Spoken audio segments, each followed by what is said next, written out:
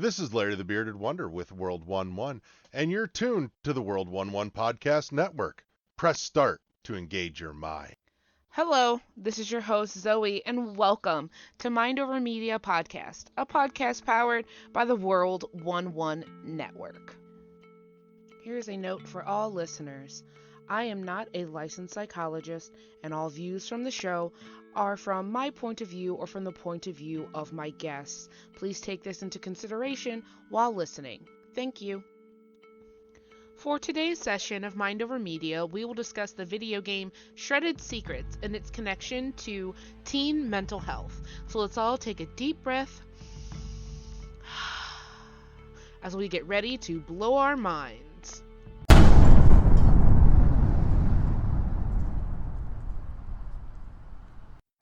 Spoilers. As previously stated, there are spoilers ahead. While we try not to reveal everything about the media we cover, there are spoilers about the content. Keep that in mind as you enjoy today's show.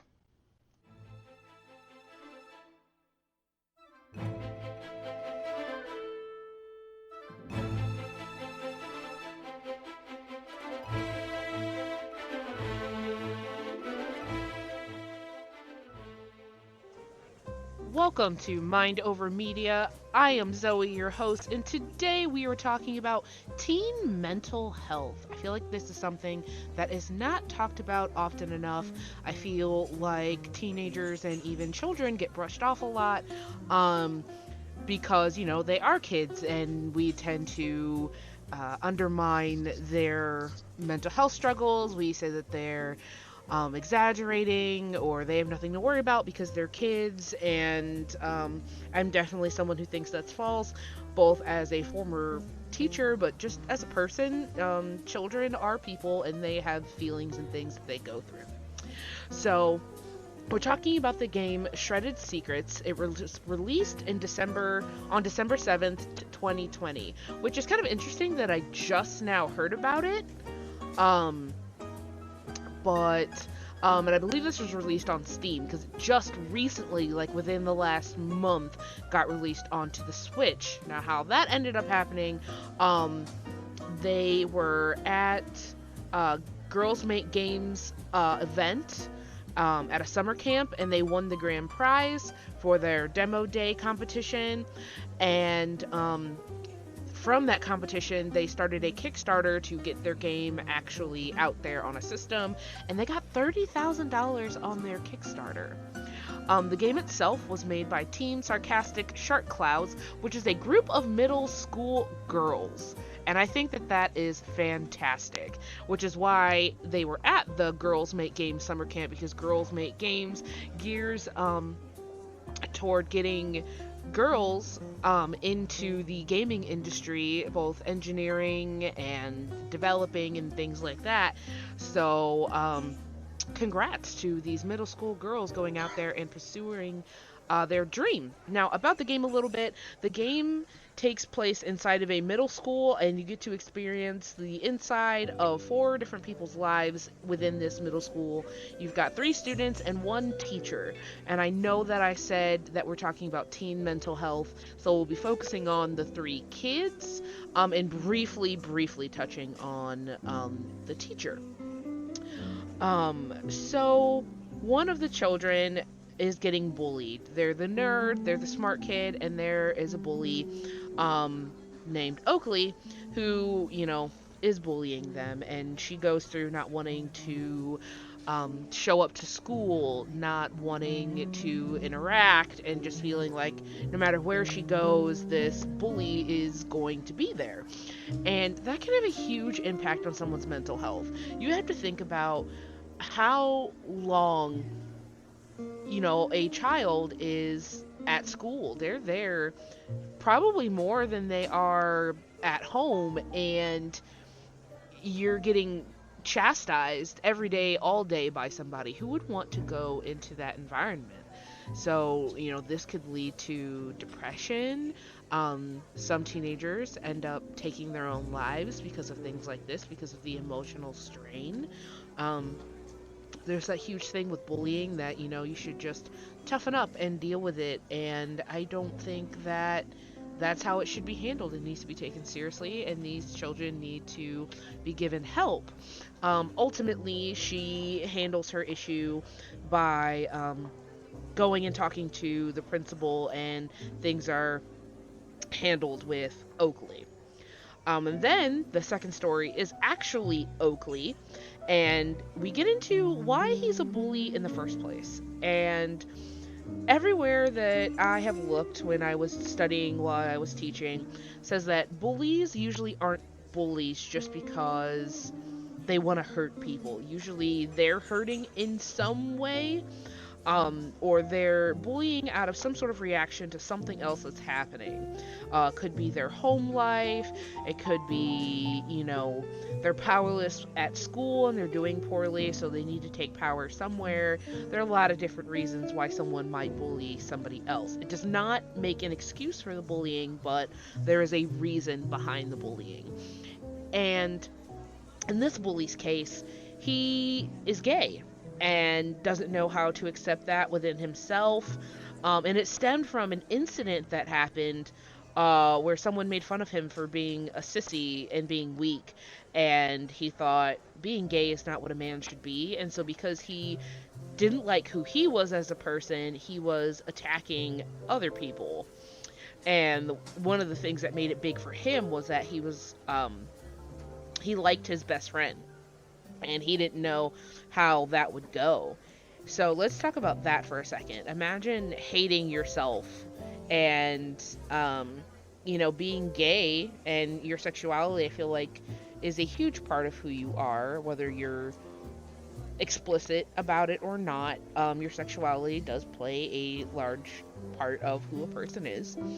And imagine hating yourself for that. It's like hating yourself because, you have curly hair or something like that. It's not something that you control. It's who you are. So when you hate yourself like that, you might lash out. And that in and of itself, he just needed help. He needed to be able to explain that feeling. But like I said before, often teens don't get to explain that feeling.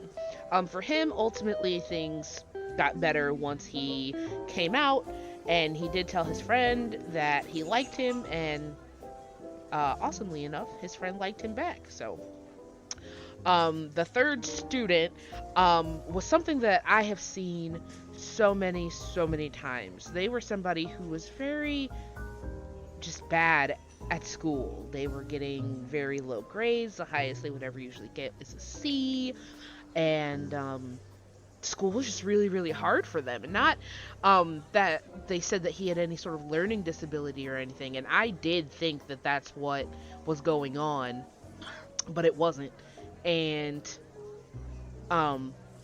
he just had a hard time. And what made it worse was at home, his parents were so vocally disappointed in him, and his sister did so well, and they were always comparing him to his sister. He thought he was never good enough, he would never measure up, and that in and of itself can cut somebody down when you feel like your own family doesn't even love you, because your family is supposed to be the person that loves you no matter what, is always going to be there for you. And if you feel like your own family doesn't love you, then how can you think anyone else sees anything good in you?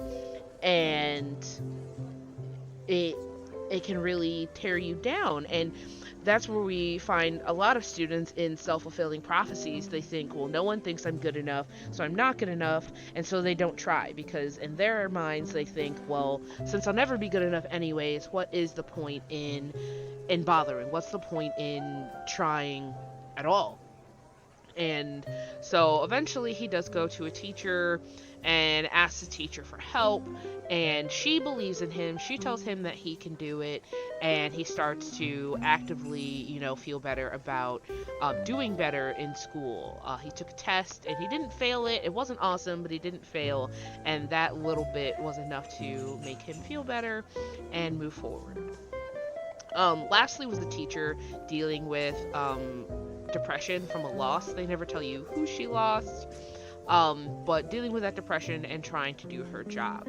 Now, they did focus on a teacher, but I do want to put it back into the realm of teen mental health. Sadly, my brother died during my freshman year of high school, and that greatly affected my grades. I got lower grades than I had ever gotten before. Completing my work didn't matter, and we have to think about that with children. Like, they feel that loss. They, have the same emotions that we do, if not more so, simply because of where their hormones are. They might not have as much control over those emotions as we do. So it's very, very important that we make sure that we are helping them go through these emotions. And that's really where I want to take this episode today, is talk about, like I said, teens are always put down for their emotions and said that they're over exaggerating, when really we need to help them work through and process those emotions and learn to handle them in a healthy way now at that age, rather than waiting until they're, my age, and then getting mad at them that they don't know how to handle their emotions. But they were never taught to handle their emotions. So now, as an adult, they're trying to go about their adult life and figure out how to handle these emotions. And that's something you should definitely learn when you're a whole lot younger. And I love this game so much because it just gave a real insight into what it can be like to be, a adolescent in today's world. They're dealing with so many things, and you got to think they don't have bills. They don't have all of this stuff happening. So, they just focus on a lot of it on their relationships and things that are going on in their lives. And so we got to make sure that they know how to handle that before they become adults and have no idea what to do. Well, sadly, it looks like the time for our session is up for today. We hope that you come back next week for our next episode. This was Mind Over Media. I'm Zoe, and as always, remember to protect your peace. You can find Mind Over Media podcast in the World 11 podcast feed at world11.podbean.com. All spelled out, all one word. World 11 Podcast Network can also be found on all major podcatchers, such as Google Podcast, Apple Podcast, Spotify, iHeartRadio, and Good Pods. You can find the Mind Over Media podcast on Twitter at MindMediaPDcast, and the entire World 11 network at World1_1 podcast.